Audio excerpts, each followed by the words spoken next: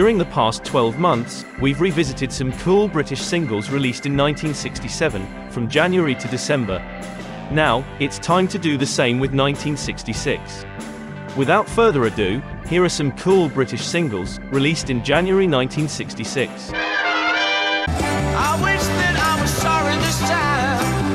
I wish that I could pay for my crime. January 1966 saw the release of this single by David Bowie and the Lower Third. Bowie had already released a couple of singles in 1964 and 1965. But this was the first one that was issued as David Bowie, after previously performing as Davy Jones. The single was released a week after he had turned 19, and it was recorded at Marble Arch Studios in London in December 1965 and produced by Tony Hatch. At the time, Bowie was very influenced by the mod sounds from that era, and the song shows clear influences of bands such as the Kinks, and especially The Who. The single was also issued in the States by Warner Brothers, becoming Bowie's first US release. Can't Help Thinking About Me got a fair amount of airplay on pirate radio stations, and Bowie even appeared on the television program Ready Steady Go. But the single was a flop. It actually peaked at number 34 on the Melody Maker chart. But Bowie's then manager Ralph Horton later admitted that he had used £250 borrowed from Pi Records in order to rig the charts. The single got positive reviews in the press. Record Mirror wrote, "Backed by the Lower Third, this is a Bowie pen top deck with a good beat, neat vocalists, and a massive enthusiasm. The artist used to be known as Davy Jones. This underlines his promise."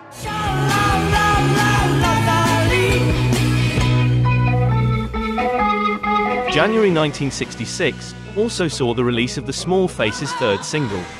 This was the first single by the group to feature Ian McLagan on keyboards. Their previous two releases featured Jimmy Winston, who got kicked out of the band shortly after the release of I've Got Mine.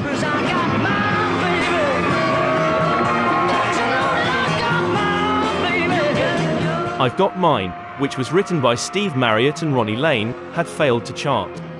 So manager Don Arden decided that their new single would be a song written by Kenny Lynch and Mort Schumann, who'd written several hits for other artists. The song was a big success, reaching number 3 on the British charts. However, the Small Faces never really liked the song, because they felt it was too pop and it wasn't representative of their sound. Still, the single got mostly positive reviews in the press. The Melody Maker wrote, "A powerful new disc from the Small Faces, written by Kenny Lynch and Mort Schumann. A simple but catchy number with some wailing vocal from Steve Marriott. A little more instrumental work could have varied the focal points of this record. But nevertheless, it should crash the Faces very high in the chart." The B-side was an excellent instrumental called Grow Your Own. The song was very influenced by Booker T and the MGs, and it was more akin to the sort of sound that they loved. It also proved that organist Ian McLagan was an excellent addition to the band. Despite the group's dislike for the top side, its success was crucial in establishing the group as one of the most promising new bands in Britain.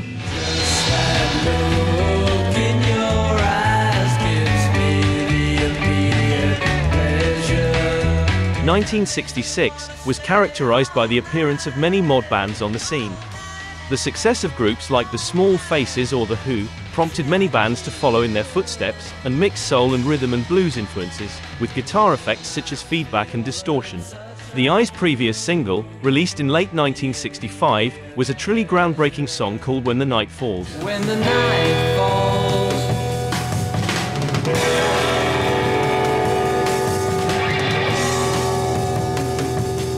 Even though it failed to chart at the time, it's now considered to be one of the most advanced singles of 1965. Several decades later, Mojo magazine journalist Cliff Jones described it as raw as an open wound, as sharp as a scalpel blade, and jammed full of sinewy whiplash lead guitar and pounding demonic jungle telegraph drums. The band's second single, released in January 1966, was another excellent 45. The Immediate Pleasure featured a vocal melody that was reminiscent of the sort of melodies that became common a year later, when psychedelia took the British scene by storm. But perhaps, the highlight of the single was the B-side, My Degeneration. Your word is stumped when we're nearly there. That's my degeneration. The song was a sort of postmodernist reading of My Generation by The Who. The outro of the song even featured the lead singer imitating Roger Daltrey's stutter.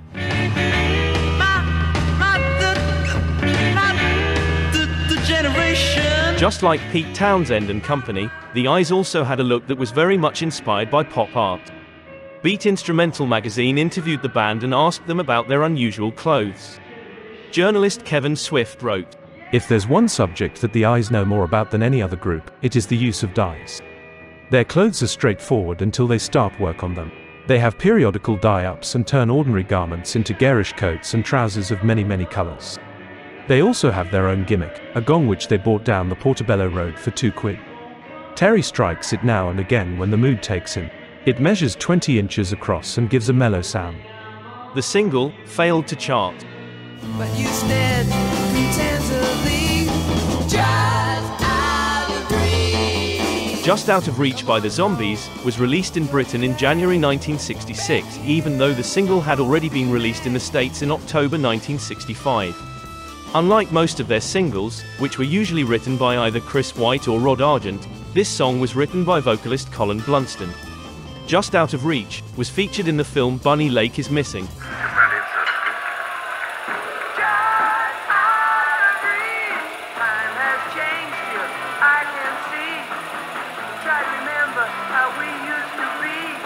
The band even filmed a promo trailer for the movie. Otto Preminger presents Bunny Lake is Missing.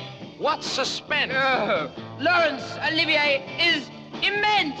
However, despite the song's appearance on the film, the single didn't even manage to reach the top 100 in the States. The lack of success of the song in America prompted Decca Records to switch the order in the UK, with Remember You as the top side and Just Out of Reach as the B-side. I remember that smile in your eyes all the while. The New Musical Express wrote, "An intriguing broken beat opening, with drums, bass, and solo voice. Then, it bursts into mid-tempo with crashing cymbals and clattering piano. In fact, it's almost like a rhythm and blues waltz. These boys' discs are usually a bit too way out to be highly commercial. But this should have quite a wide appeal. It's from the film Bunny Lake is Missing. I enjoyed it. The flip is Just Out of Reach. This is more like the old Zombies, with strident twangs, driving beat, and soulful solo vocal and chanting." Just like it happened in the States, the single failed to chart.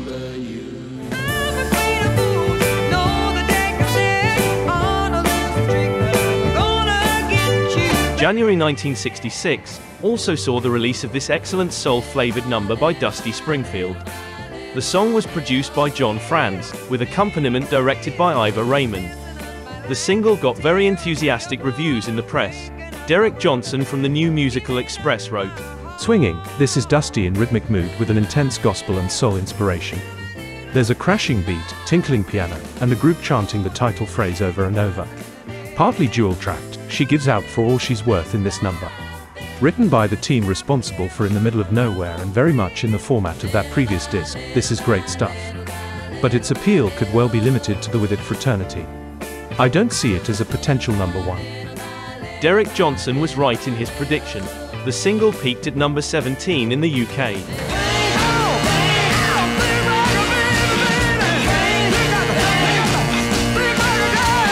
During the mid-60s, every time the Beatles or the Stones released a new album, several bands and artists would cover album tracks and release them as singles. In January 1966, both The Truth and the St. Louis Union released covers of Girl by the Beatles as a single. When I think of all the times I tried so hard to leave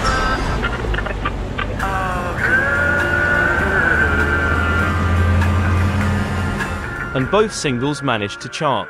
The St. Louis Union eventually won the battle when their version of the song managed to reach number 11 in the UK. When Aftermath by the Stones was released in 1966, many artists covered songs from the album. One of the tracks featured on the record was Think. Vocalist Chris Farlowe released a marvelous soul version of the song.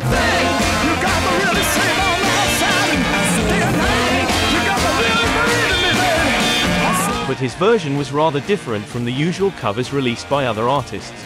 Farlowe's version of the song was actually released 3 months before Aftermath came out. And the single was produced by Jagger and Richards themselves along with Andrew Oldham. Mick and Keith had known Chris Farlowe since their very early days playing clubs around London, and decided to lend a hand. The melody maker wrote, "About time young Chris had a hit, and I'll stick my neck out and say that this will do the trick for him." He sings with a frenzy and genuine spirit carried along by a tremendous driving beat. Everything about his delivery, his breathing, his phrasing and intense passion is steeped in R&B. Both song and performance sound a bit like the Stones with added brass and saxes. Not surprising considering it's a Jagger Richards composition.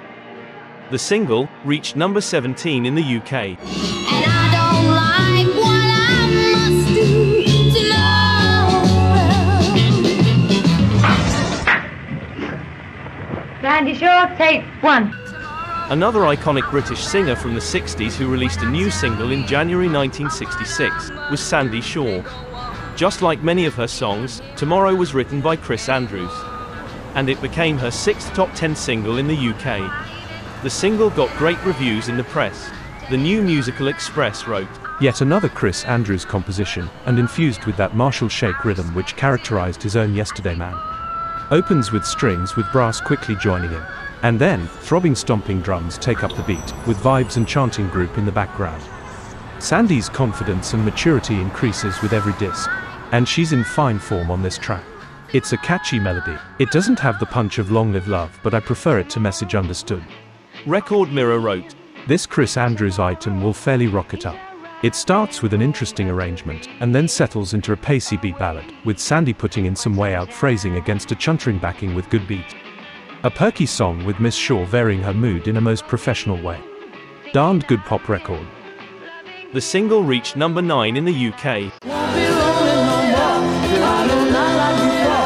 If this feeling is false. Many musicians who reached success in the late 60s or in the 70s got their start in music in the early to mid-60s. This band called The Revolution, who were previously known as the Hellions, featured future Traffic members Jim Capaldi and Dave Mason. The Hellions had released 3 singles for Piccadilly Records without much success. And this, their 4th single, released under the name The Revolution, didn't fare much better. The Hellions, just like many British bands from that era, moved to Hamburg and worked there for several months. During their stay in Hamburg, the band shared the same hotel as the Spencer Davis Group. And Capaldi and Mason forged a strong friendship with Stevie Winwood, a friendship which would result in Winwood leaving the Spencer Davis Group and forming Traffic with Capaldi and Mason in early 1967. This single by The Revolution barely got reviewed in the press, only managing to get this small review from Record Mirror. American song, new British group. 5-strong outfit, build well vocally and get plenty of action almost in a gospel-y way. The single failed to chart. Well, I'm an all-night worker. And last but not least, the Downline is set. This is one of those bands that never managed to achieve success in the 60s, but they've become a cult band over the years. And they're a big favorite among those who like the rawer and more garage rock side of the 60s. All Night Worker was a Rufus Thomas song which featured all the elements people expected from the group. Powerful rhythm and blues with raw fuzz guitar and snarly vocals. The B-side of the single, a song called He Was a Square, has become a minor classic among fans of the band. Well, old Davy Crockett, he lived in the woods. The New Musical Express wrote, The startling opening of twangy rasping guitar and walloping drums sets the mood from the word go. It doesn't let up from start to finish. It quickly settles into a fast 12-bar blues featuring the lead singer. And there's a dynamic instrumental passage. The flip is again up-tempo with a preaching-type lyric, buzzing guitar, and swinging rhythm. The single didn't chart.